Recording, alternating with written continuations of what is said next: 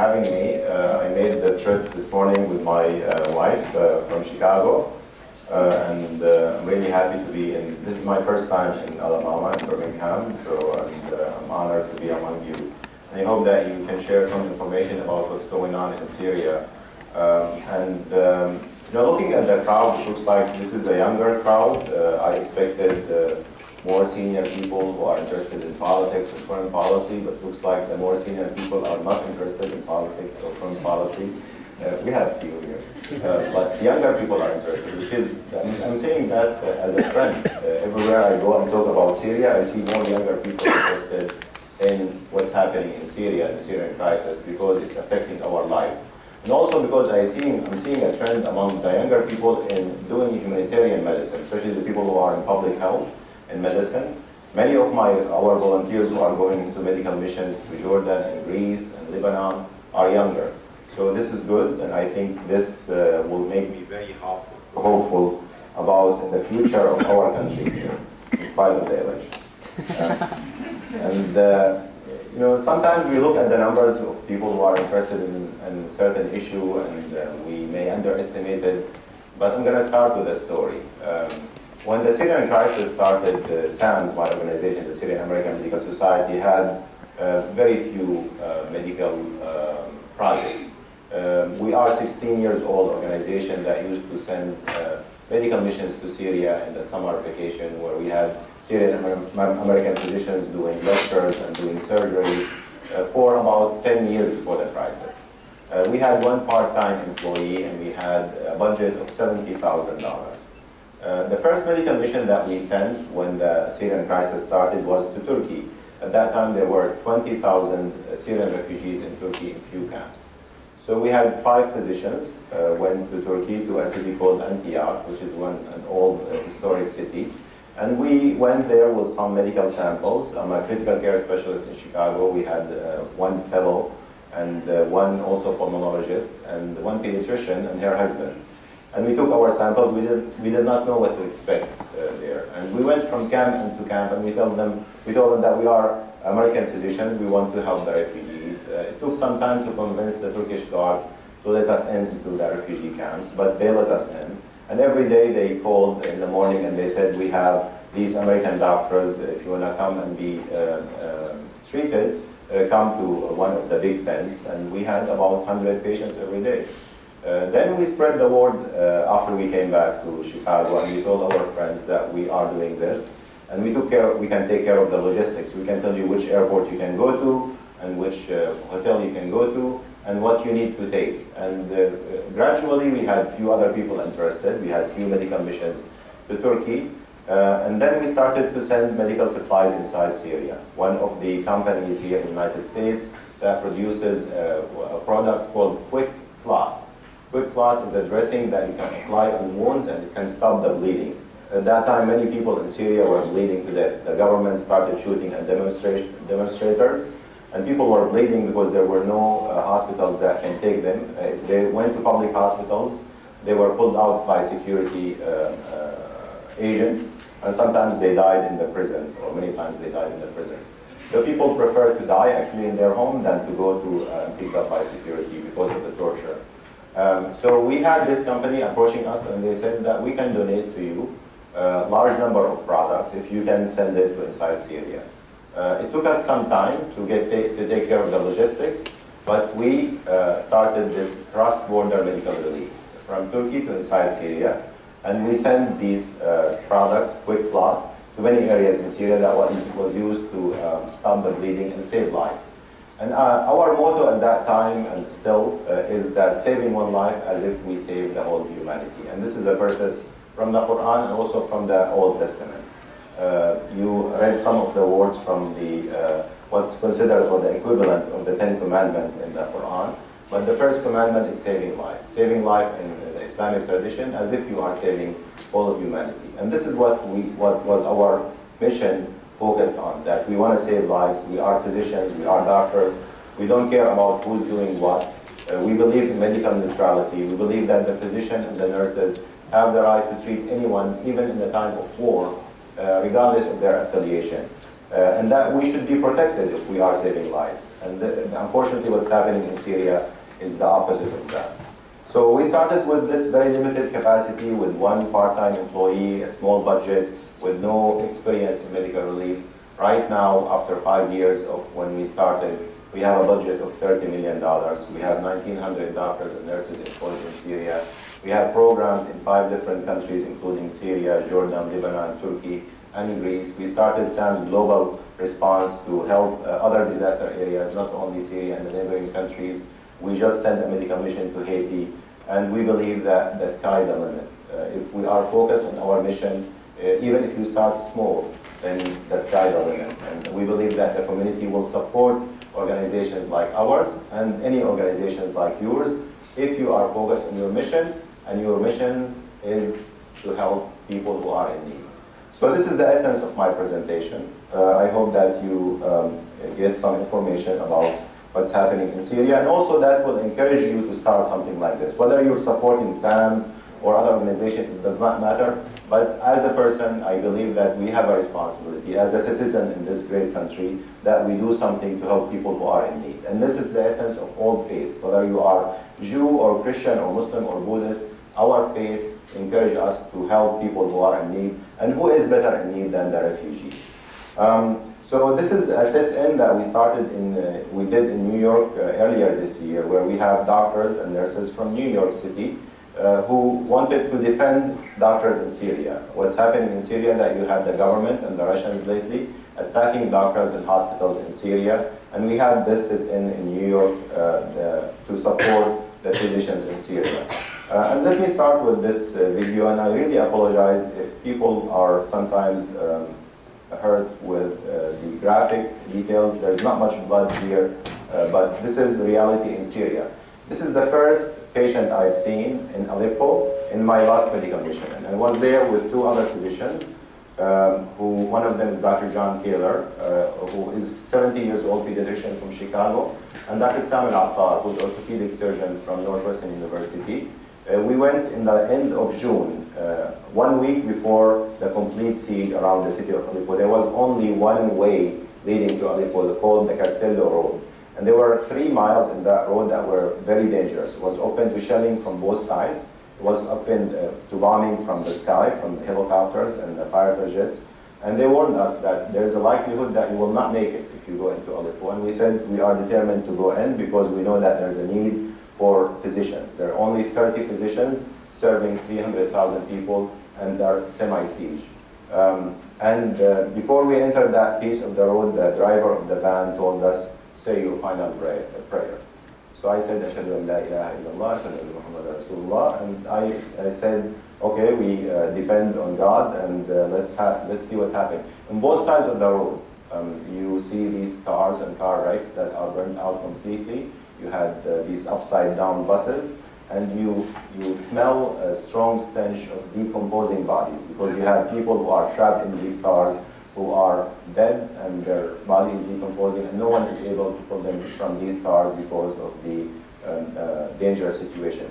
But luckily we made it into Aleppo, and we went directly to M10 Hospital. This is M10 Hospital, this is the intensive care unit. M10 Hospital is the hospital that is supported by SAMS. It's built underground because it was bombed multiple times by the Syrian regime. So eventually we had to build it 20 meters underground.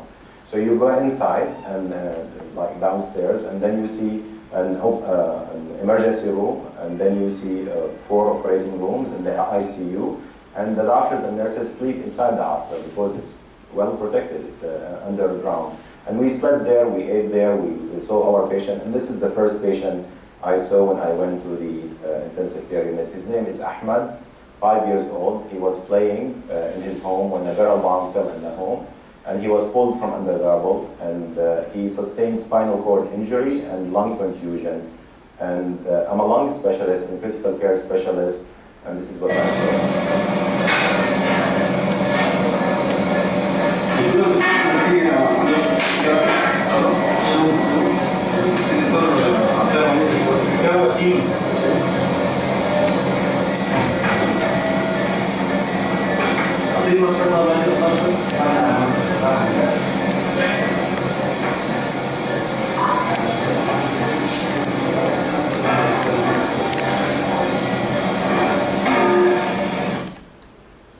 Ahmed was placed on life support by the intensivist in that unit.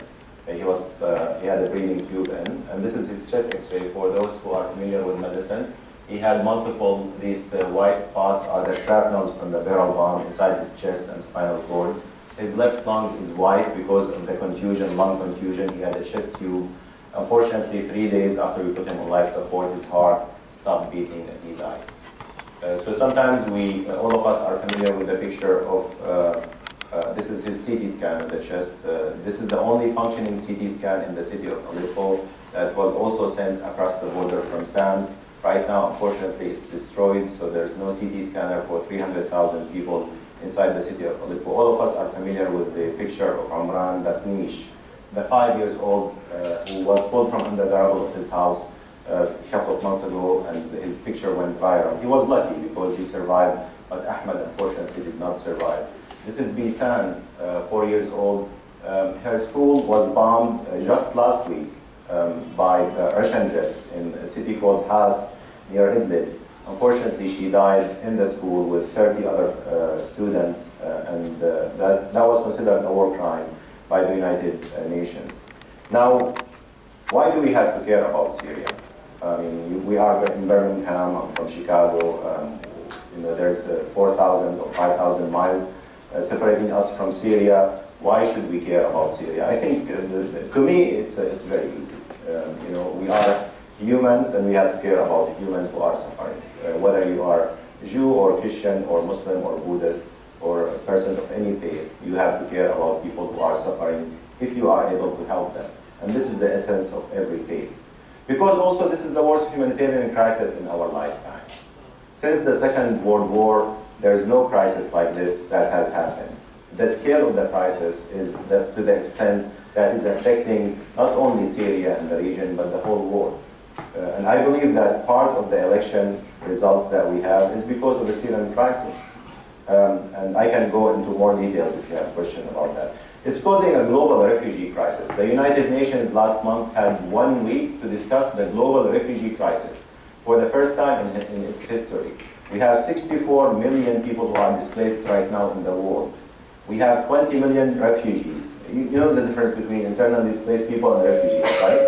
So among the 20 million refugees, 1 out of 4 of them are from Syria. 1 out of 4 refugees is from Syria. So Syria is the first country in terms of refugee production. There is systematic attacks on healthcare in Syria that is undermining medical neutrality. Medical neutrality is something that we agreed about, the whole world agreed about 150 years ago in Geneva Protocol. So if we are familiar with the Geneva Protocol, this is the essence of medical neutrality, that doctors and nurses should not be attacked in the war, even if they are treating your enemies. And what's happening in Syria, that we have a systematic attack on healthcare, on doctors and nurses and hospitals. There is a destruction of infrastructure, healthcare infrastructures. There is a use of weapons of mass destruction, especially chemical weapons. Some of us are familiar with the Ghouta massacre, where a large scale of sarin gas was used in Syria, but the chemical weapons have been used 168 times in Syria, 168 times.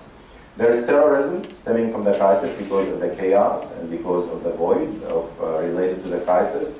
There's lost generation of children. 3.5 million child in Syria do not have access to secular education. These are children who are in tents in places like in Jordan and Lebanon and Turkey inside Syria.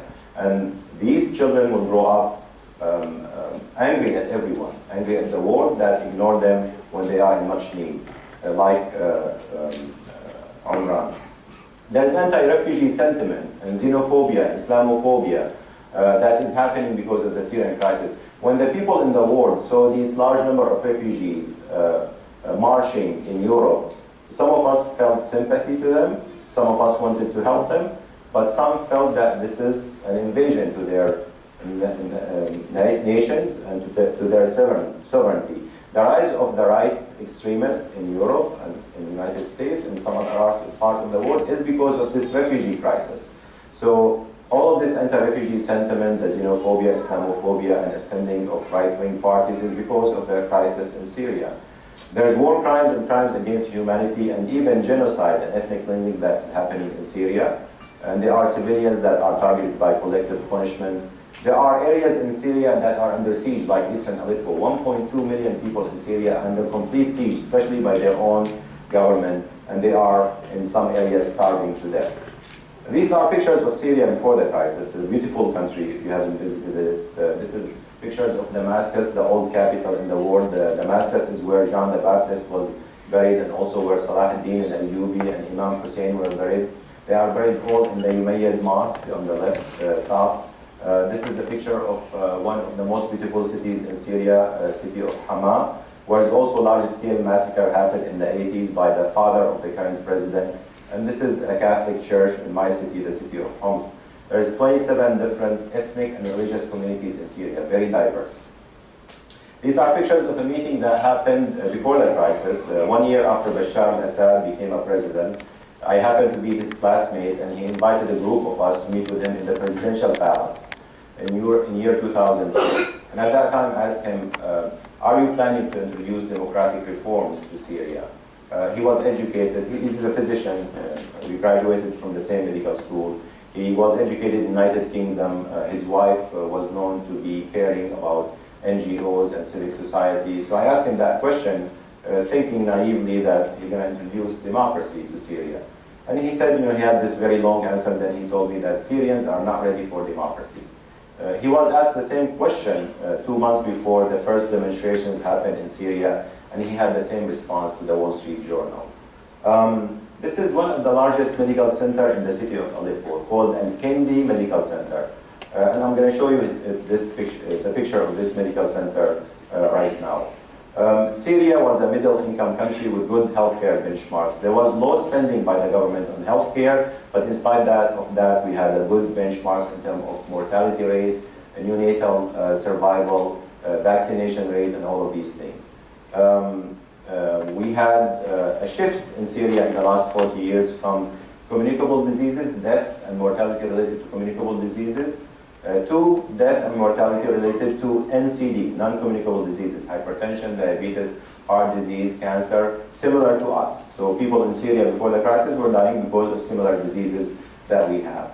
As I mentioned, we had no polio in Syria for 15 years before the crisis. So polio became extinct in Syria because of the high vaccination rate. Part of what's happening in the whole region, that young people in Syria 65% population are below age of 25. So we have a lot of young people. Many of them are very educated, and many of them don't have jobs. So when the Arab Spring started in Tunisia, and Egypt, and Yemen, and Bahrain, and spread it to the whole region, people in Syria, especially young people, started to demonstrate, and they wanted the same thing that everyone else wanted. They wanted to have freedom, they wanted to have liberties, they wanted to have the right to choose their own government, they wanted less corruption, and so forth. The Syrian regime was known to be very ruthless, and Assad ruled for 12 years at that time, and his father ruled for 30 years. So for many of us, we don't know anyone except for Hafiz al-Assad, the father, and then Bashar al-Assad, the son. We did not have any choice to choose any other people. So people demonstrated in the street, and they wanted political reform. The government responded with extreme brutality, and at that time there was a slogan among the government supporters that either Assad will stay or we will destroy the whole country. And this is a picture that I took in the city of Aleppo, where you see one neighborhood, one building that is completely destroyed by barrel bombing, and you have these two girls that are walking as if things are normal. Many cities in Syria are like that. You have destroyed blocks, destroyed buildings, and then you have people who are living, the people who remain in these areas living as if it's normal. It's not normal. That is the short story. The long story is more complicated. Of course, in any war like this, in any crisis like this, there are many factors.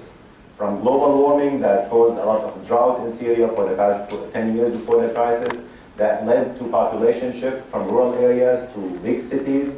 2 million people moved from rural areas to big cities, and these are the people who had no jobs, and they became restless because they are not getting services that they expected from the government. the government is very corrupt, and they wanted something like anyone else. They wanted the right to be educated, the right to have jobs, the right to have a spouse, the right to build a house, and they did not have future.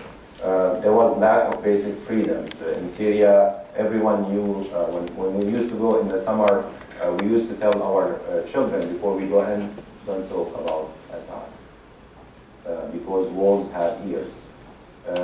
Every other person in Syria was known to be a security agent. So there were complete oppression. There was also this sense of the majority in Syria that they are not represented well in the government. Of course, it's much more complicated. You have many regional powers in Syria, around Syria, that had issues with the Syrian regime, and they intervened during the crisis, supporting this party or other parties, including some of the countries that I mentioned here. Iran, Russia supported the Assad regime. United States supported the moderate opposition.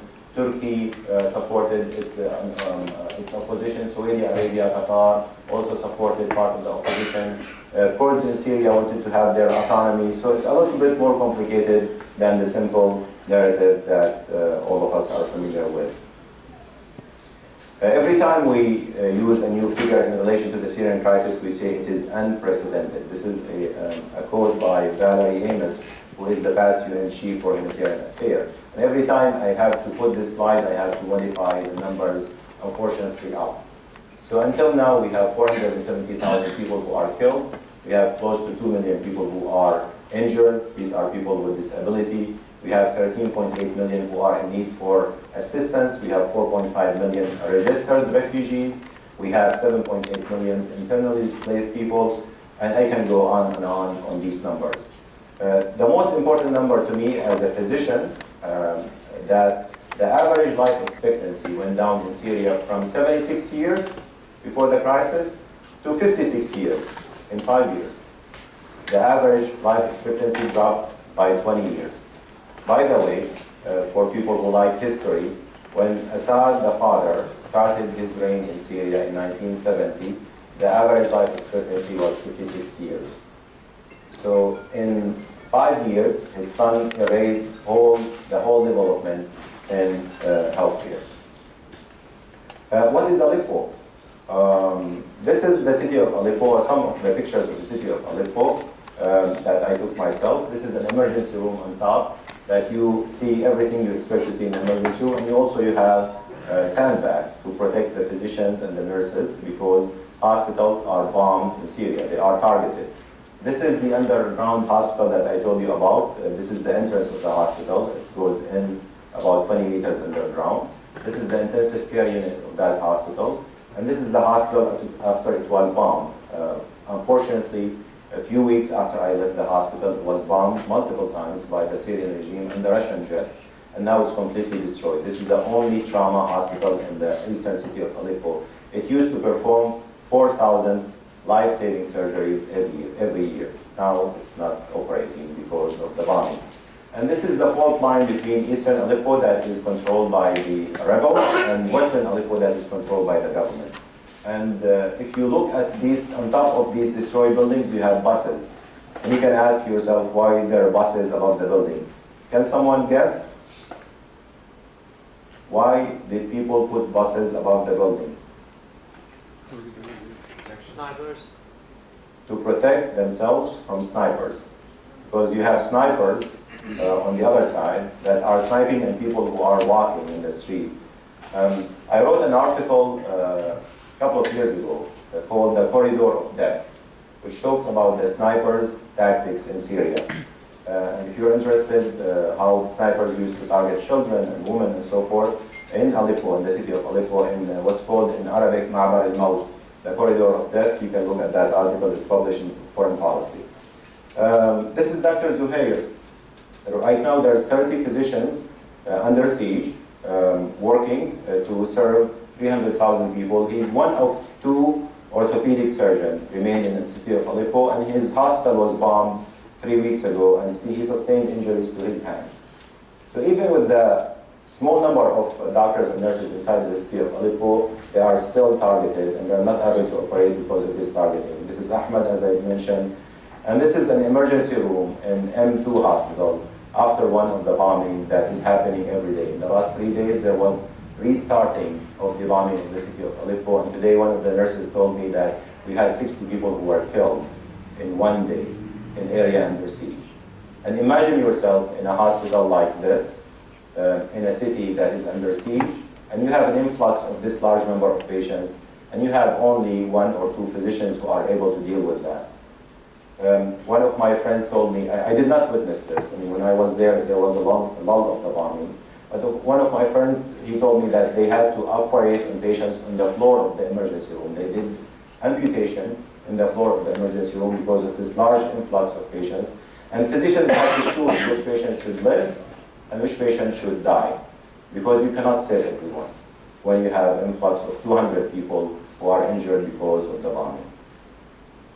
I co-authored this article called "War is the Enemy of Health and the Impact of the Syrian Crisis on the Pulmonary Critical Care and Sleep Medicine," which is my specialty. But it talks about, in general, the impact of the Syrian crisis on healthcare. It's published in Annals of Respiratory Medicine. It's a good read for people who are interested in public health and the impact of the war on public health. These are pictures from my city, the city of Homs, and these are pictures of the children who died when they are asleep in August 23rd, 2013, during the Ghouta massacre, when the regime used sarin gas on large scale in that area. This is a picture. This is a study that was done by Chinese researchers where they compared pictures of Syria at night before the crisis and Syria at night in 2014. And what they discovered that 83% of lights went out literally in 4 years. And you can ask yourself, I mean, why is there no lights? Because of the systematic bombing of infrastructure, because people left home. When we're talking about 4.5 million refugees and 7.5 million internally displaced people, that means their houses are empty. So there are no more lights. And also because many areas under siege has no lights. The first thing that the government does when they put area under siege is that they cut electricity. A study in British Medical Journal about the number of civilians who are killed, and this is in 2014. This last week there was a study that showed that the number of civilians who were killed was 188,000. Most of them were killed by the Syrian government. According to this study, 95% or 93% of people were killed by the Syrian regime. This is the impact of barrel bombing on a block in Syria. And you can ask yourself, what is a barrel bomb? Barrel bomb is a barrel, big barrel, that is stuffed with TNT, 300 to 500 kilograms of shrapnel. And it's a weapon of mass destruction. It can destroy a block like this in Aleppo.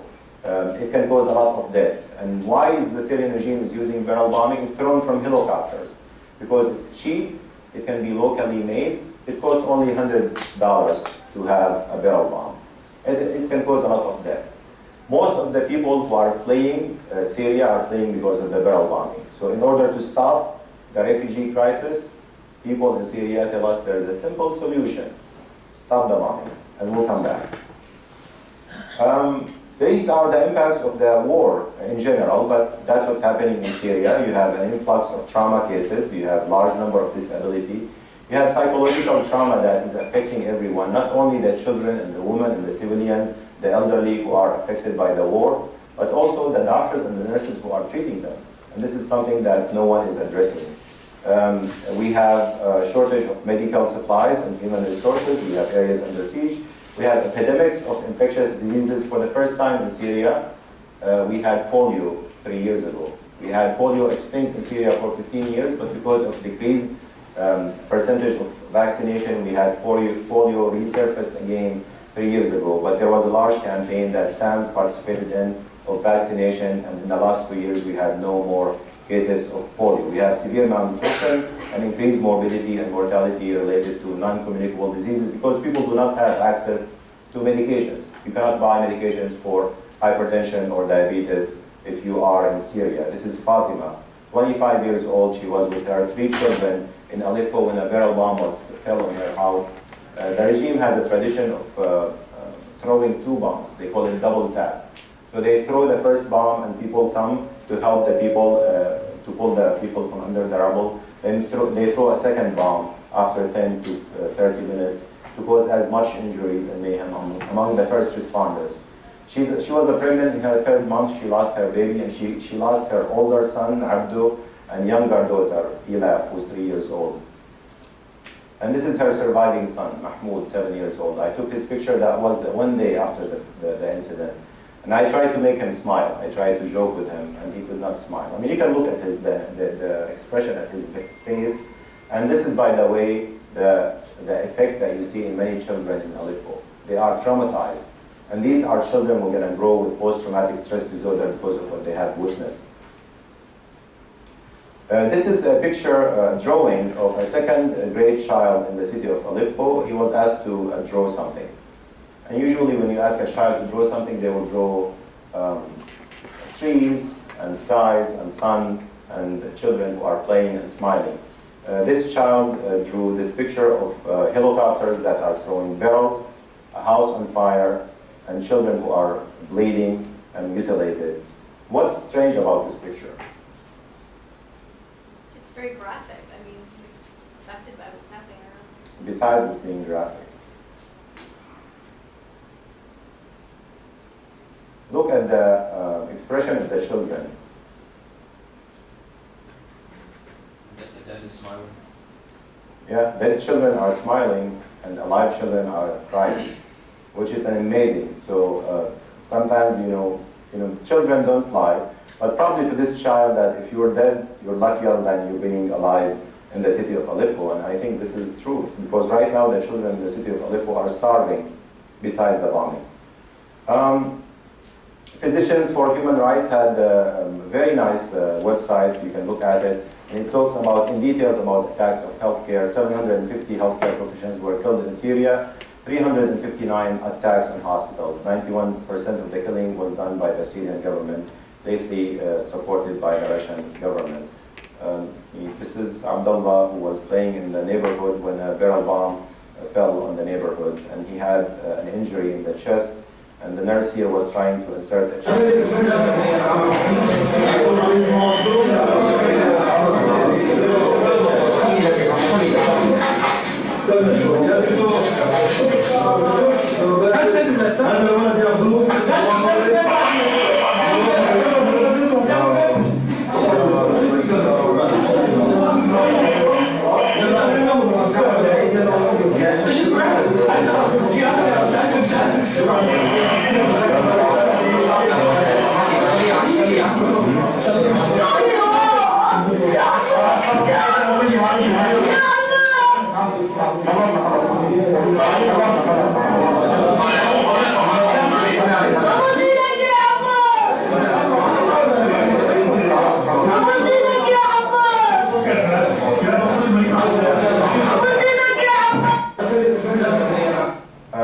The nurse that was, by the way, the child's life was saved. They were able to insert a chest tube, and they took him to the OR. He had bleeding around his liver. They did the surgery, and his life was saved. They were trying to insert a chest tube without anesthesia because they did not have local anesthetic. And this is happening right now in the city of Aleppo. One of the OB-GYN physicians told me that she's using home suture threads because there is no surgical sets to suture patients who had C-sections, women who had C-sections. There's a shortage of antibiotics, there's a shortage of IV fluid right now in the city of Aleppo. We're talking about 300,000 people under siege.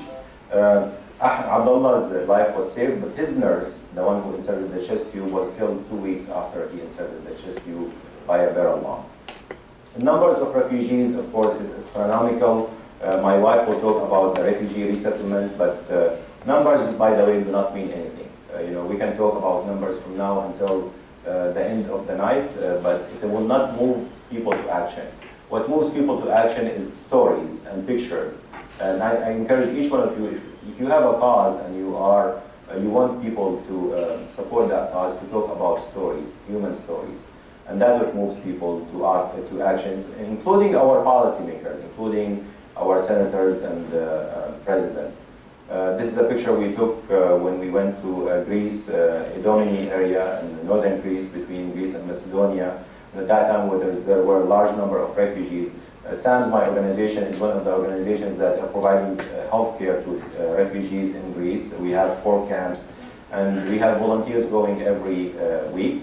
So if some of you are interested in providing healthcare to help us in Greece, there's a possibility, and we can take care of the logistics, but you're responsible for your tickets and lodging. But it's very fulfilling mission if you go and help refugees. And I always tell my friends that if you want to go on medical missions to help refugees, you don't go because they need you. You go there because you need them. I believe as a person of faith that God is there with the refugees.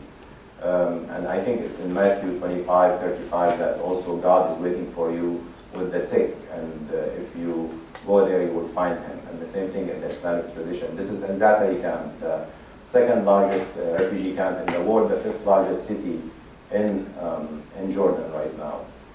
We have a polyclinic. SAMS has a polyclinic there that providing healthcare to 500 refugees in Syria. This is the Zaher camp. This is a map of Syria, and Syria right now is not one country. It's divided. You have areas that are controlled by the government, areas that are controlled by the rebels, areas that are controlled by Daesh or ISIS, and areas that are controlled by the Kurds. So we have not only one healthcare system, but multiple healthcare systems. Every area has its own needs and unique culture and so forth. This is a study that we published last year called Slow Death, Life and Death in Syrian Communities Under Siege, describing the life in areas under siege. What happens if Birmingham is put under siege for 3 months or 4 months, where you cannot have food or medicine coming to the city? What happens if Birmingham is put under siege for 4 years, like areas now around Damascus, Fort al-Ghouta, where you cannot have access to food or medicine from the outside world, where there's no electricity? So that study described the impact of siege on population. Siege, by the way, is a barbaric tradition that used in the Middle Ages in the wars. But right now it's used frequently in Syria to depopulate areas from its inhabitants. It's one way that the Syrian regime have used successfully for ethnic cleansing. And this is one of the impact of siege. This is Lamar, her name. She's 7 months in a city called Madaya, and I'm sure that some of you are familiar with this video. هذا شو عم تشربي لك كان؟ مي ولا لا حول ولا قوة إلا بالله. وفوق ما عندك فوق؟ طيب ما عم تلاقي لها شيء طعمية ولا رز مسلوق ولا نشا ولا أي شيء؟ قديش عمرها هي الطفلة؟ لا حول ولا قوة إلا بالله. يلا بسيطة أختي بسيطة إن شاء الله الله يخلق فرج. So he's asking the mother, the physician, why are you feeding her? She said, I'm feeding her with salt and water. And he said, you do not have milk? She said, I don't have milk. And he asked her, you do not have rice? He said, I don't have rice.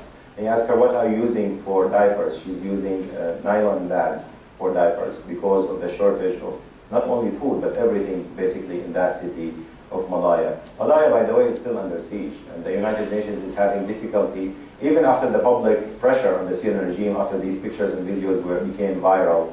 They're allowing the United Nations to go there once every few months. So basically, they're keeping that area under siege. I'm going to cut down probably to some of the last videos. Sometimes you see all of these pictures and videos and you feel that you are overwhelmed, you cannot do anything, but you can do a lot of things to help these people. So my organizations and other NGOs have been supporting doctors and nurses inside Syria. We provide training, we send technology to them to help them dealing with the situation. We pay their salaries, we help them building hospitals that are destroyed. We are helping them to build hospitals that are underground or in the caves. The pictures that I showed you here is called the Central Cave Hospital in Syria. It's dug in the heart of a mountain for protection in north of Hama.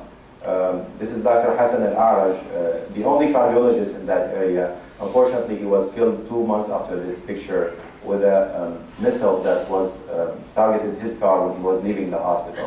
This is the intensive care unit in the Central Cave Hospital in Syria. We also provide technology where we connect areas or hospitals in Syria with intensivists, critical care specialists in the United States through using telemedicine.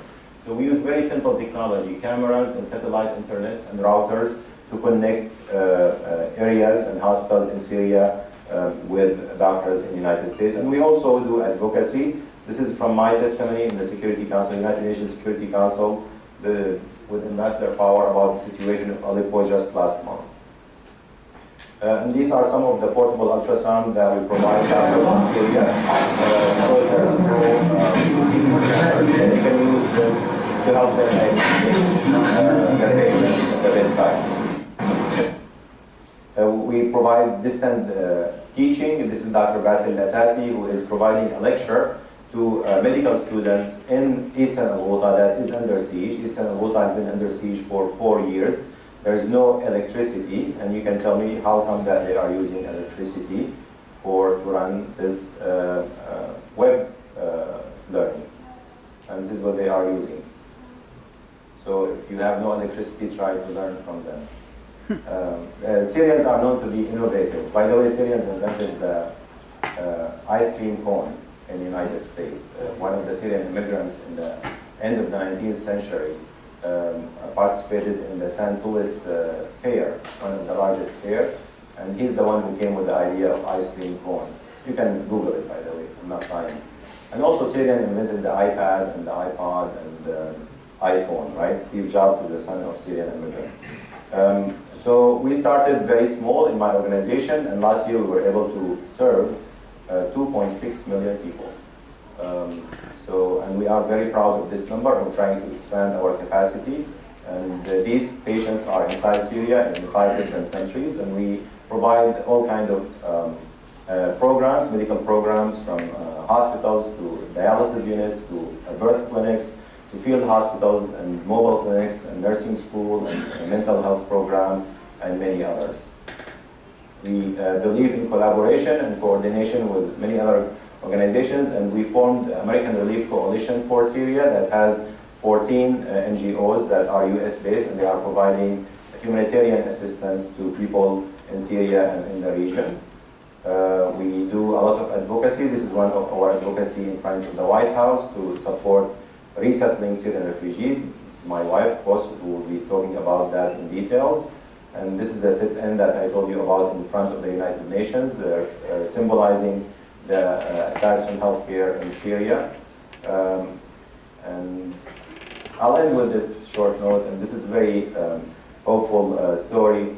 In my last mission to Syria, one of the neurosurgeons in my city, Dr. Amin, told me, can you take this drill with you to Syria? I said, I mean, this is very heavy. I cannot guarantee that it will go through O'Hare Airport and then through the Turkish airport. He said, why don't you try?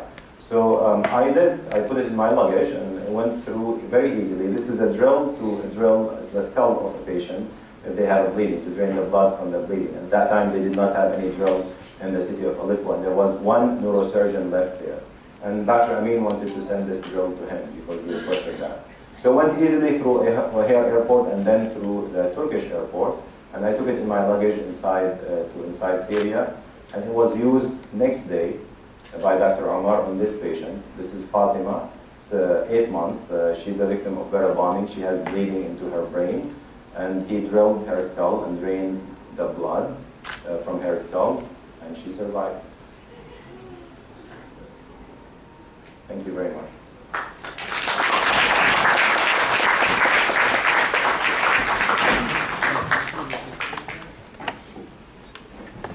Thank you, Dr. Sahoul, for the very informative presentation. Our next speaker is actually Dr. Sahoul's wife, Suzanne Sahoul. She will be talking about the Syrian Community Network, which is an organization that helps relocate refugees in the Chicago area. So please welcome Mrs. Sahoul.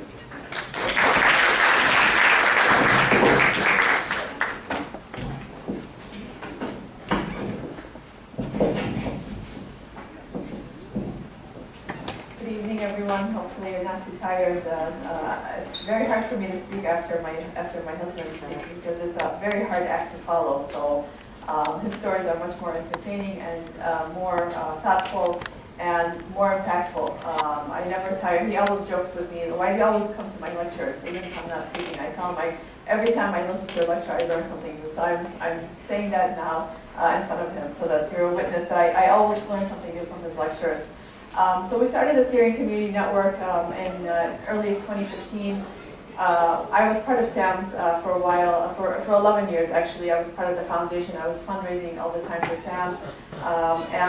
In 2013, when we heard that there would be Syrian refugees coming to the United States, and knowing that Chicago is a hub for many refugees from all over the world, from every conflict you can think of. And so, you know, I quickly, we started to form and organize a group so that we can support the refugees as they come in. It's not easy to come as a refugee. A refugee is a refugee no matter where you came from, no matter what. We believe in serving all refugees. But at this moment, because the Syrian refugee is the most pertinent issue at that moment, we feel like this time we will focus on the Syrian refugees, and in time we will expand. So we formed the Syrian Community Network, and we've basically hit the ground running. In Chicago, when we started in January, we had one family that we worked with, but then we have now 125 families. So people really didn't pay attention too much to the refugee crisis as it was happening. But not until last summer when we saw, as my husband mentioned, when we saw boatloads of people leaving Turkey and into Greece, and then we saw them walking into Europe, and then we saw this picture of Aylan Kurdi who washed up, and it looked like he was taking a nap on the beach, but really he had just drowned and washed ashore. And that's basically when our organization was really hit with so many demands of people asking, can we help? How can we support the Syrian people? We want people to know that we did not forget about them. And our mission in the Syrian Community Network is to help the Syrian refugees in achieving an easy transition into life into the U.S., to understand the culture, the language, help them with jobs, help them with whatever services that they need so that they can feel welcome and feel supported as much as they can. And we connect them to the larger community. One thing about refugees is when they come in, they are not too well connected to the larger community, and there's a little bit of an isolation. We saw this with the Iraqi refugees in Chicago and with the Somali refugees. So we wanted to do something a little bit different to make sure that the Syrian refugees coming in were welcomed. And this was a picture of last year. We only had 11 families in last summer, in 2015. And the families were coming in very slowly to Chicago. We would have one family or two families coming in every month. And so until May of 2016 of this year, we had about 25 families, and then all of a sudden we were hit by a large number of families coming in June. We had 30 families coming in 1 month, so it was a little bit chaotic. And this was part of President Obama's surge program. We wanted to reach the 10,000 mark in the United States. Of course, 10,000 refugees nationally is nothing in comparison to the scope of the crisis and the numbers of refugees. As I had mentioned, there's 5 million registered refugees by the UNHCR, just the registered refugees, not counting the internally displaced and not counting the unregistered refugees. So alhamdulillah, thank God, we have about 125 families, which is close to 500 individuals. We do, as SAMS does, and our teacher really is SAMS. So whatever SAMS does, we try to copy them. We do a lot of advocacy work in Chicago. These are our board members. I always like to show the picture of our board members because at the heart of everything, when we were thinking about the organization, I reached out to many people, and many people said no, and you're crazy, what are you doing? But these are the people who said yes right away. So I always like to honor them by showing them and showing their picture, because the Syrian Community Network is not just me, but it's the whole board and our staff. And also some more advocacy. Zaher showed that picture, but this is little Shahad. She's 8 years old. She's reading a statement in front of the White House asking President Obama to increase the numbers of refugees. And this is a big deal, for Syrians. We're not used to doing civic engagement, and people in many Middle Eastern countries and Southeastern countries, we don't have this active civic participation. So this was a powerful moment for them. We do back-to-school backpack drives. This is one family that had just arrived, and we were giving them their hygiene kits and their back-to-school drive. And these are Anas and Yusuf. Anas is 8 years old, and Yusuf is 5.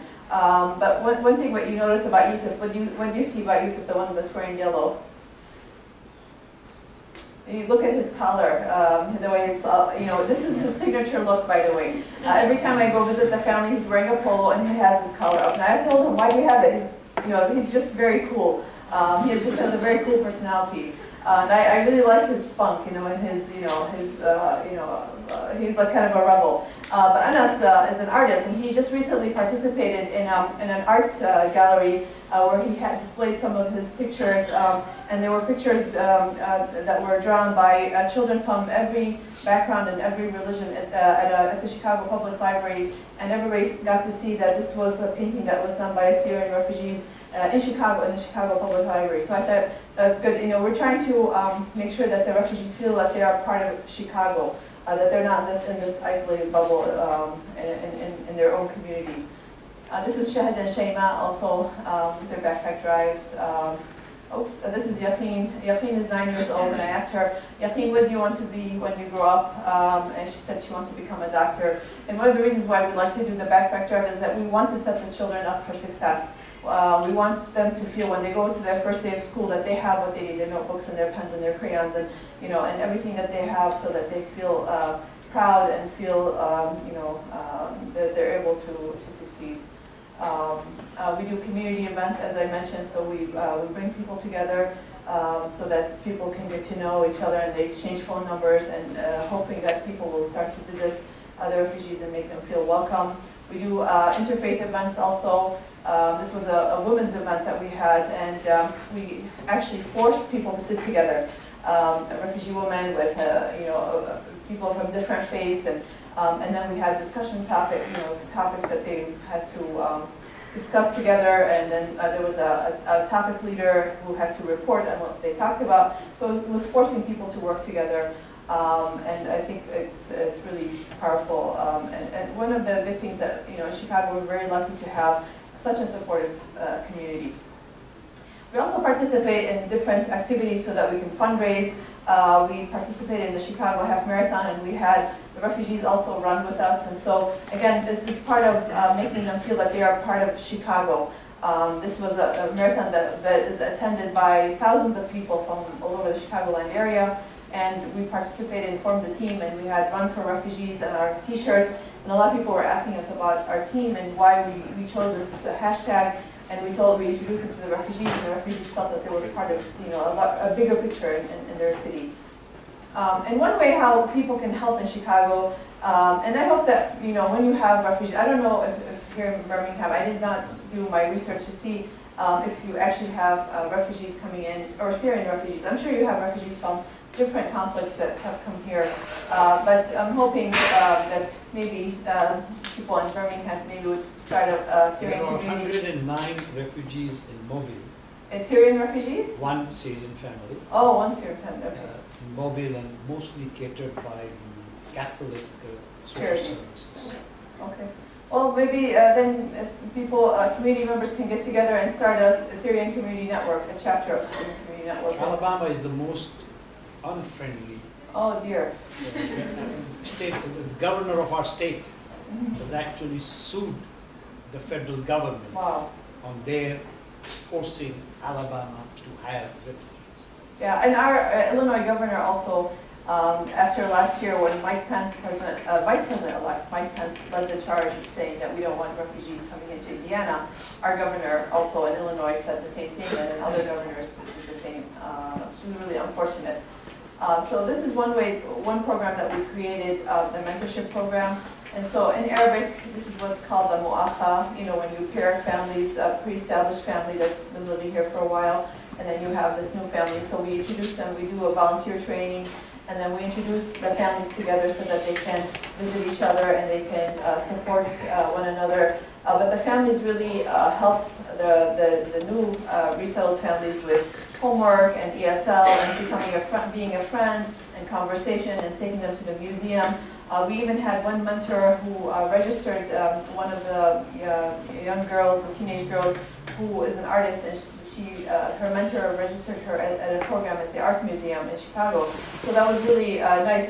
Mentors really do bring equality to the lives of the refugees. So it's been a very good program for us. This is when we introduced the volunteers with the family. So these are volunteers from the Beth Emmet Synagogue, And this one family is Kurdish. They lived in Aleppo. The gentleman in the middle with the gray hair, his name is Hikmet Dado, and he used to be a charter bus driver in Aleppo. And now he's on his way to getting his driver's license, and his wife actually is the breadwinner of the family. So this is when we first introduced them. This is also Dr. Firas, the gentleman on the far left. Dr. Firas came to the U.S. About a year ago, and he was imprisoned in Syria for about 1 year, and he was tortured. All because he was helping his neighbor. He treated him. And for months, his family didn't know where he was, and they didn't know if he was alive. But luckily, he was released, and upon their release, they immediately left for Turkey. And after 2 years of registering with the UNHCR and through a vetting process, they were able to come to Chicago, and we're really proud of them. And Dr. Firas is now studying for his recertification degree. He's in a program. And once he is recertified, he can then go through the process of going to residency, and he basically has to start all over again. But it's worth it because he's young, and he's determined to practice medicine again. We do a lot of help with adjustment early on, especially when they first come into Chicago. We visit them, we take them gifts and all kinds of things. We support them at schools, we support them at their parent-teacher conferences, we help them with any service that they need for their children, for their medical appointments or anything like that. And we have to remember that this is an ongoing crisis, so it's really difficult for the families who are in Chicago. They have a sense of guilt. Many of them have scattered families all over. Just one family, one lady, her name is Aziza, and she has her children are scattered everywhere in the world. She has one daughter that's in Australia. She has a daughter who is in, I believe, Libya or Morocco. She has two daughters who are one is in Holland, one is in Germany. One of her daughters took a boat, the one that's in Germany, she actually took one of the boats to get to Germany. Her oldest son just finally made it to the United States. So imagine, this mother having her children scattered all over the world. It's really difficult, and they do feel a sense of guilt about their loved ones, and they worry about them. But luckily, we have all the telephones and the technology and the WhatsApp, and they keep in touch with their families. And I think this is what's so important for the families, for them to be able to keep in contact with their extended family.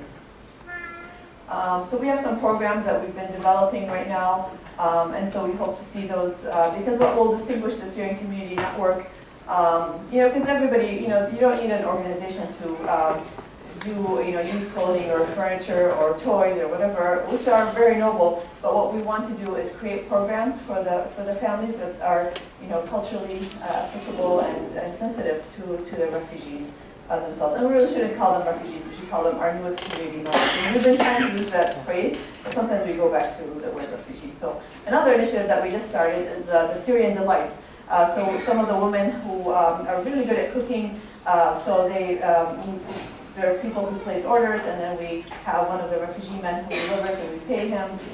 And so these are good. We've had people from churches order from the Syrian Delights for their board meetings or for their church gatherings.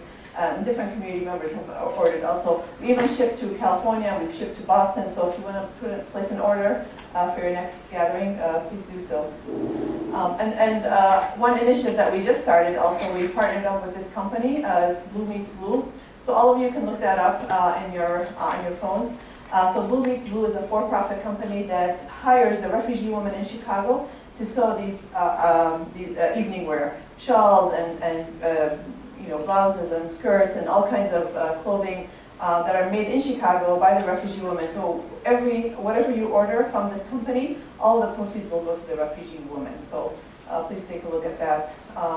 We also participate in recitals and any type of program that there is. We sign up the refugee children in. And this is Little Batoon. She's very fashionable. These were her gifts after Ramadan. She's very cute. She always, whenever we see her, she always has something going on in her hair or her face, or I like her. She's funky. This is little Amir. We gave him his Eid gifts.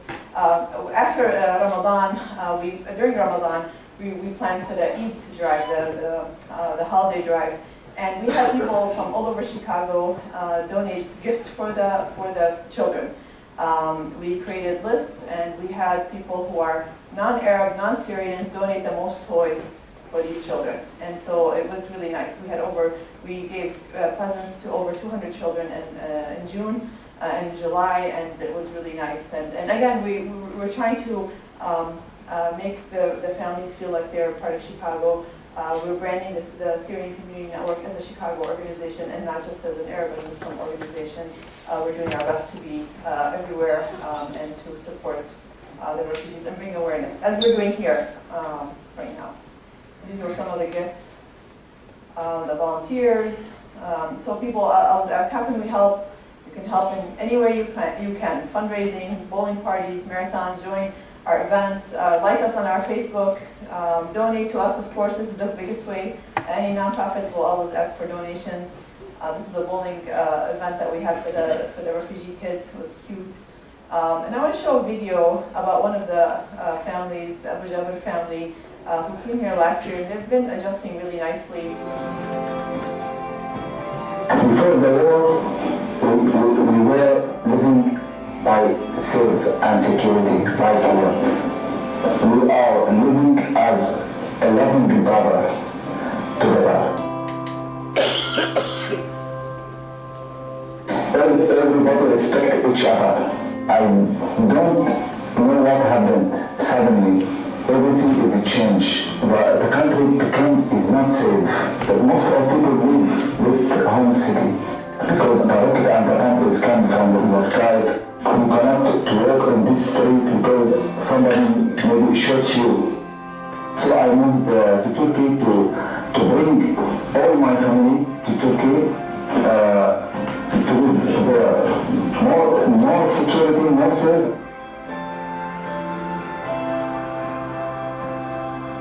We make the full interview. They asked us everything about life, about the life in Syria, about everything. Why living Syria, why you live Syria, what happened in Syria. It took 1 year and 6 months to finish the interview, to decide to move to America.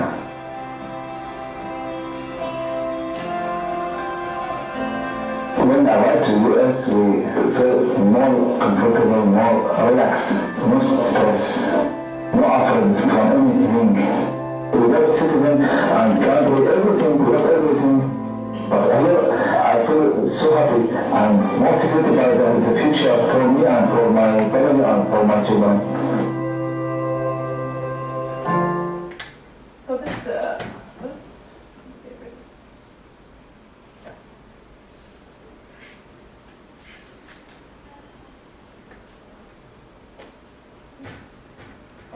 Well, anyway, my slides are done. So we're really proud of this Abu Jabir family. They're from Homs, the same city that I came from. It's a husband and wife and his 2 children and his 2 sisters and his mother. But they've all pulled their resources together to buy a car. They work, all four adults work. They go 5 in the morning and they come home at 4 at night. And they're hardworking people, and we couldn't be prouder of them. And so we kind of use them sometimes as our spokespeople. And thank you so much for this great opportunity to present and to share some stories. But just one last thing, Uncle, I'm sorry, I know the time is up. Yesterday, the Syrian Community Network was recognized as one of the top 7 organizations that's making a difference in Chicago, making Chicago a better place. So really proud of that.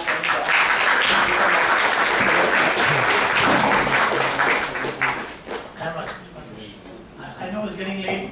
You got a very interesting movie. Supposedly it's 40 minutes long, but we might ask him to keep over a little bit. And then at the end you have